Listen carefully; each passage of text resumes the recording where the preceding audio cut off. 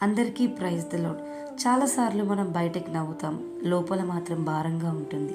ఎవరికి చెప్పలేని ఒత్తిడి, మనసు అలిసిపోయిన స్థితి. యేసు అలాంటి వారికి ఈ మాట చెప్తున్నాడు. మత్తయి సువార్త 11 అధ్యాయం 28 ప్రయాసపడి భారం మోసుకున్న సమస్త జనులారా, నా యొద్దకు రండి, నేను మీకు విశ్రాంతి కలుగచేతును. యేసు ఈ మాటలు చెప్పినప్పుడు ప్రజలు ధర్మశాస్త్రపు భారంతో నలిగిపోతున్నారు. నియమాలు, భయాలు, నేర భావనలు. అప్పుడు యేసు చెప్పింది, నా దగ్గరికి రా. యేసు ఇలా చెప్పలేదు, ముందు నీ జీవితం సరి చేసుకో అని. ఆయన చెప్పింది ఒకటే, భారంతో ఉన్నావా రా, శ్రమల్లో ఉన్నావా రా. విశ్రాంతి అనేది పరిస్థితి మారడం కాదు, మనసుకు శాంతి రావడం. మనం నిజ జీవితంలో చూసుకున్నట్టయితే ఒక వ్యక్తి ప్రతిరోజు ఒత్తిడితో జీవిస్తున్నాడు. పని, కుటుంబ బాధ్యతలు.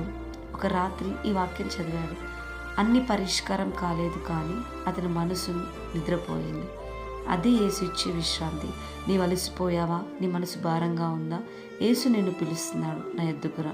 భారం నీది కాదు, విశ్రాంతి ఆయనది అని ఈ మాటలు ముగిస్తున్నాను. ఆమేన్.